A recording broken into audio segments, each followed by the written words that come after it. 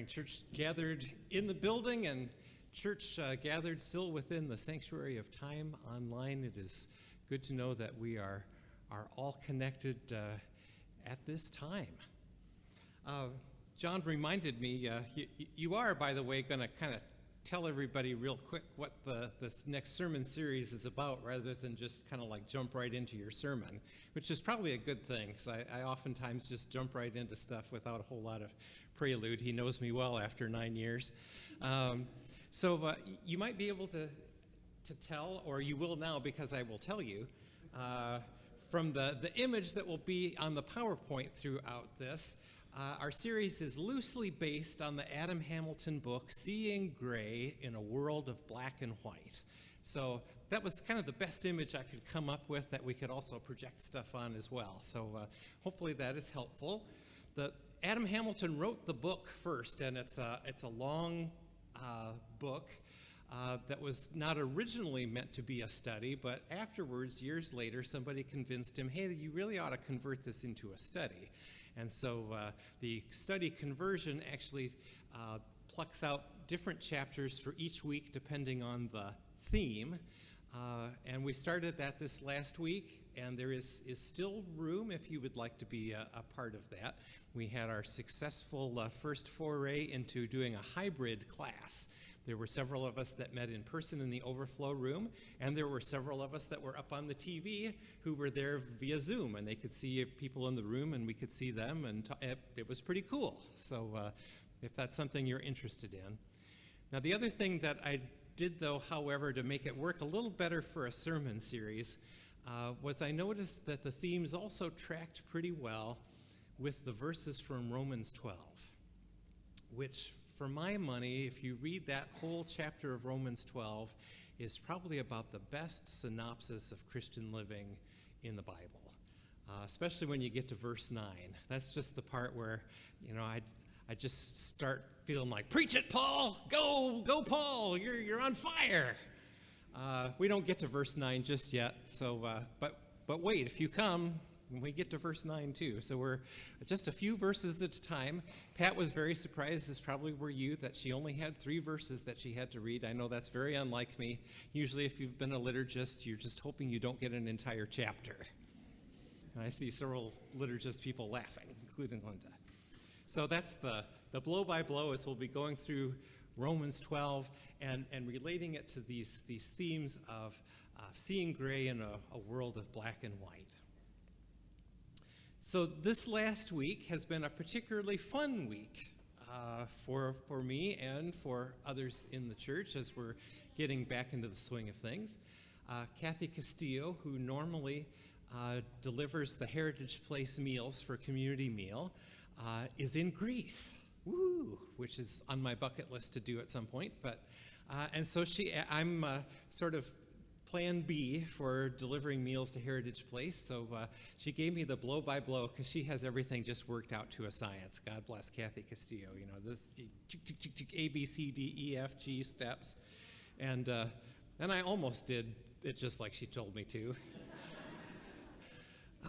But it was great. I showed up, and the community meal preppers had my bags all ready, and I loaded them in the back of the Equinox, and we tooled down there, and Jerry King meets me at the door, and he helps. We got a couple of grocery carts that are there, and I had the first floor, and so I usually try to start from the very end and work my way back. And the names are on the doors, and as I'm seeing these names of people that I haven't seen in forever because of the pandemic, I'm going, oh, this is going to be cool. And I knock on the door, and it's equally as cool for them. The door opens, and their face lights up, and my face lights up, and it was marvelous. It was some folks that I just hadn't seen in so long, and it was great. And yes, the food is always phenomenal, that which our folks prepare. And there were several folks who, when I handed them the bag, said, "Ooh, this is heavy. I'll eat well." But it is so much more than just the food. It's also the knowing the love and care that has gone into the preparation of that. And even though we're not yet able to gather all together in the fellowship hall, we hope that is coming in the fall, maybe by October, that things will be good enough to do that. There is still in the delivery, and several of our folks that they're kind of a pod, so they take their meal and they go down to somebody else's room and they eat together. They're still in that fellowship, this beautiful spirit. Wednesday, we had a very generous donor in the congregation tell Dawn, if you can get the youth to walk the crop walk, I will donate X amount of money. And so there was a youth crop walk, and Dawn had 14 youth on Wednesday, and they all kind of did their own crop walk on the Paint Creek Trail, and we'll eventually have some pictures to show you. She may have put some up on Facebook already. I haven't been on in a little while to know. And it was marvelous. They had this great experience, and she looked at me and said, and I could feed them. Right? Because that's been something that's been missing, right, in the midst of the pandemic, is being able to serve food. And we had to get special dispensation from the bishop so that we wouldn't have corners of our Methodist card cut off for not serving food, right? Because that is just that is a Methodist thing that you have to do. But we had special dispensation, but Dawn could feed them, and it was marvelous. There is such a fellowship that is engendered when food and the care of our and nourishment of our bodies is involved in the midst of that.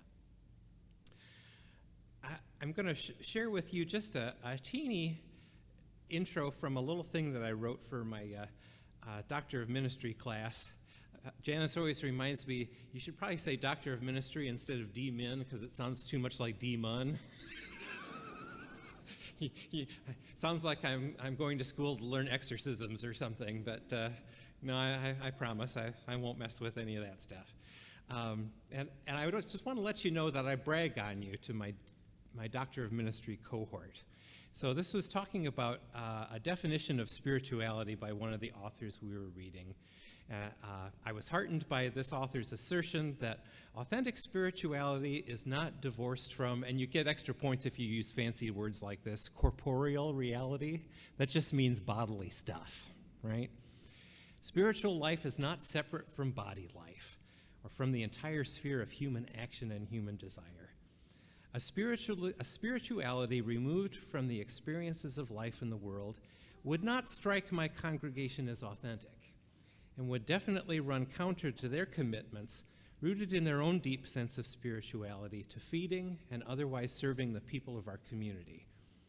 Lake Orion United Methodist Church, where I have the privilege of serving, is deeply committed to ministries of food and hospitality, and I go on to talk a little bit about both the community meal and the brown bag program, amongst other things.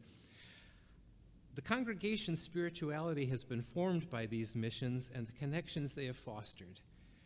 Therefore, a spirituality which focused only on the soul, removed from bodily necessity, would not ring true to them. Did I get you right? I think that's very true. Spirituality isn't just this ethereal spirit thing. It's about the totality of our being, including our bodily created selves. Yesterday, I got to have even more fun.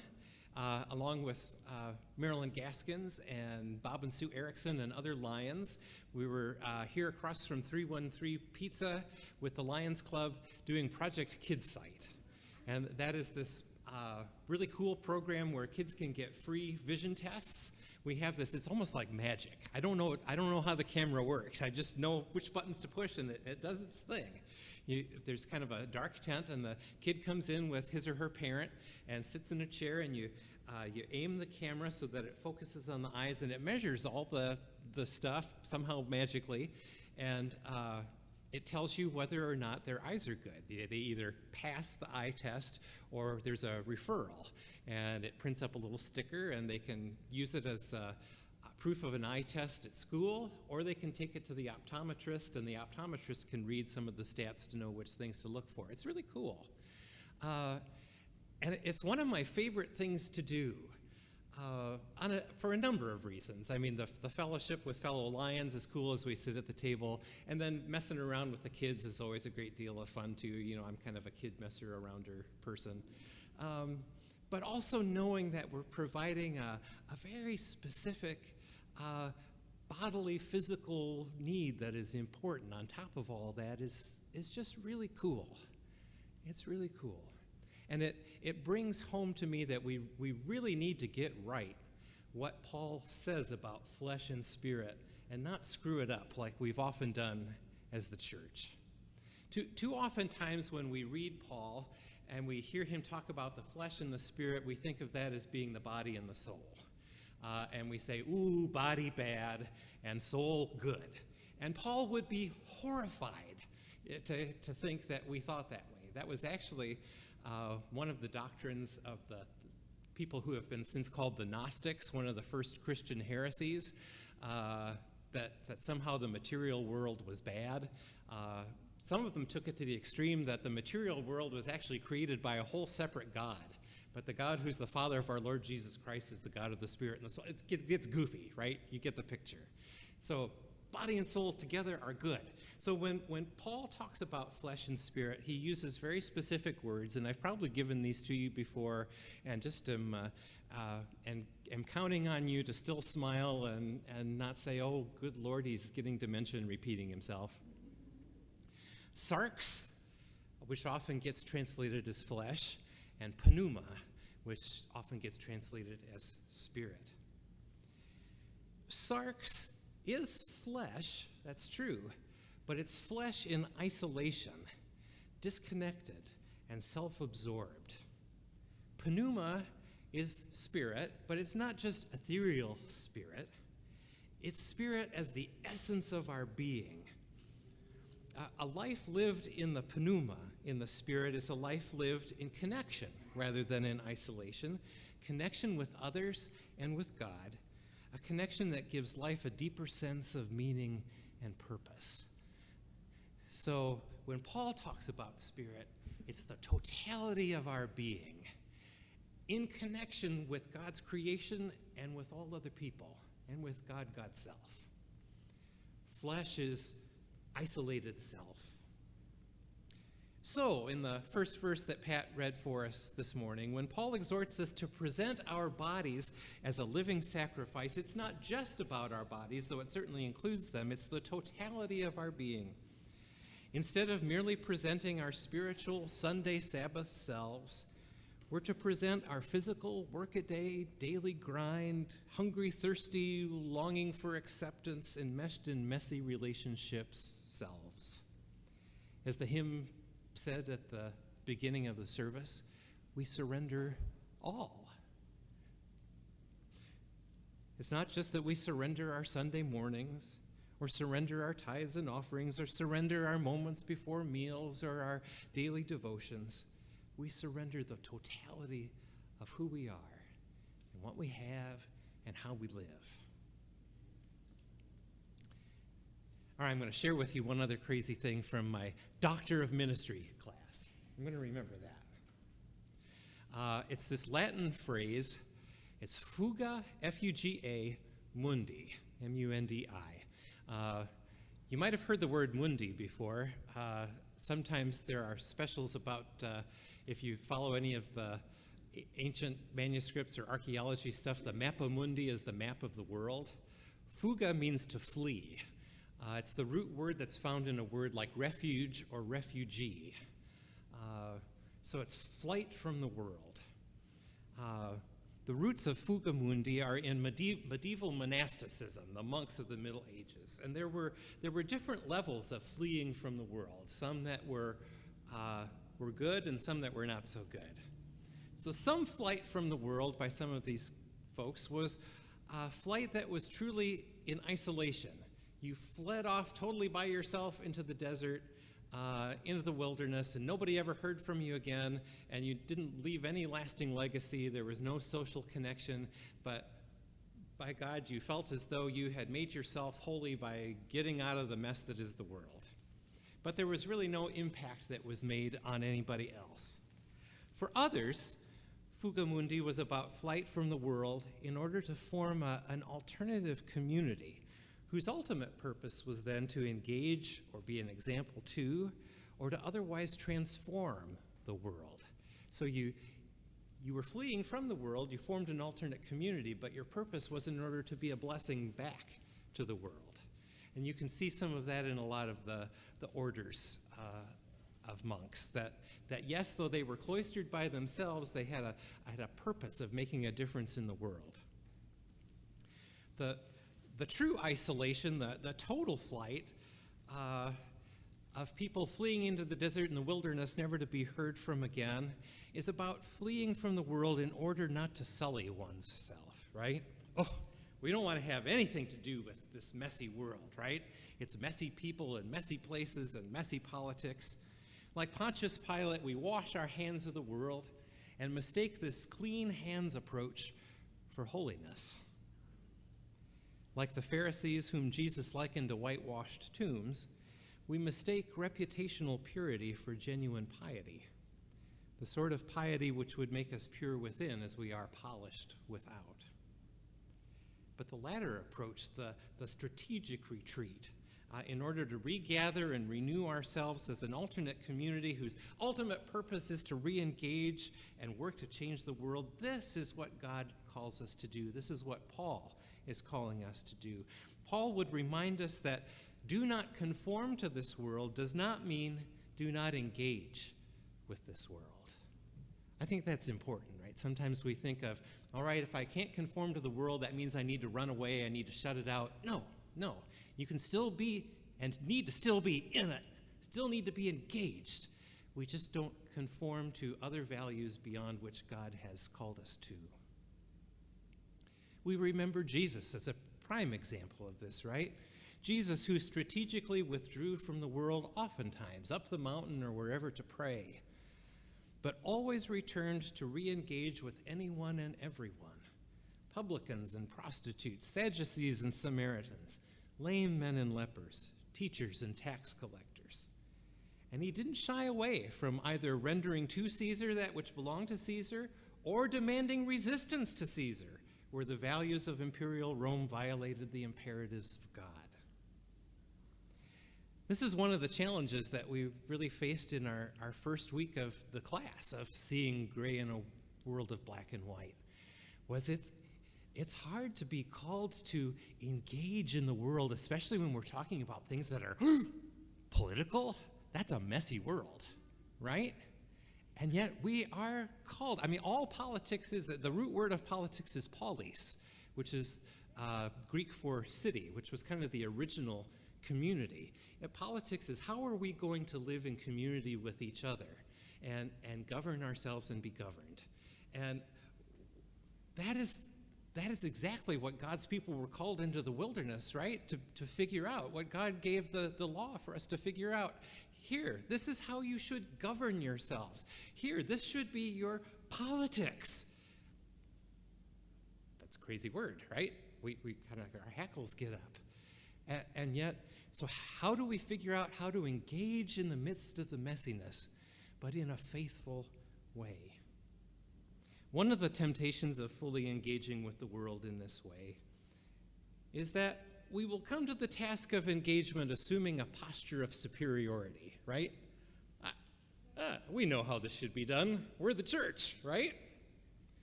In Paul's words from verse 3, however, he warns us, right, not to think more highly of ourselves than we ought to think.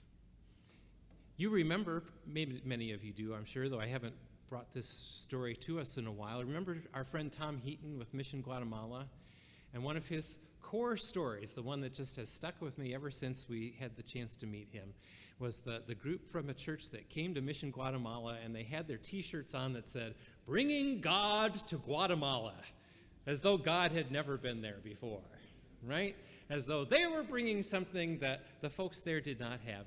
And Tom, I'm sure very graciously, knowing Tom, pulled the leader aside and said, "I don't like these T-shirts, and this is why. And you need to get rid of those T-shirts." And they did, because they came from a posture of probably not thinking, right, superiority, but were brought into a place where they could realize, oh, God is here in a way that's different than we have experienced God, and we can mutually share our experiences together as we do mission not just for, but with. So it's important for us not to come from a position of superiority. On the other hand, it's also important for us to remember that coming in a spirit of humility doesn't mean a spirit of humiliation where we surrender our identity or abandon our core values. It becomes tricky, right? I know I personally desire, I need, and I know we are all called to engage people, many of whom with which we virulently disagree. How do we have those conversations constructively? I think a lot of us would rather do a little fuga mundi, right? We just want to flee. Oh, don't talk about that stuff. However, the fact that we flee from talking about those things leaves those conversations only to be had by those that want to have them the least civilly, the least carefully, the least lovingly. So we need to have those conversations and be willing to fail in the midst of doing it. It's really tough right now, right, in our country in particular. We aren't polarized simply because we have become less civil, though that certainly has happened. We've become more polarized and less civil because we do have competing visions of America that in many respects are often diametrically opposed to one another. We've all heard people say, or maybe we have said ourselves, well, we all want the same things, we just disagree on how to get there. And while in any given room, maybe this one, that may be true, when you expand that conversation, it becomes clear that it is not the case that we all want the same things. And we have to admit that to ourselves as a human race. And yet that offers us, I think, an opportunity as church. Perhaps it is into this chasm that the church can step, into this chasm that the gospel can be most fruitfully spoken and lived. Perhaps we can humbly set aside to the best of our admittedly biased abilities, our agendas, and discern those things for which God clearly has a heart. This is what God cares about. Respond to the needs of those for whom Jesus clearly demonstrated a heart. And listen within to the proddings of Holy Spirit for the regeneration and renewal of our own hearts. Faithfulness is a messy business.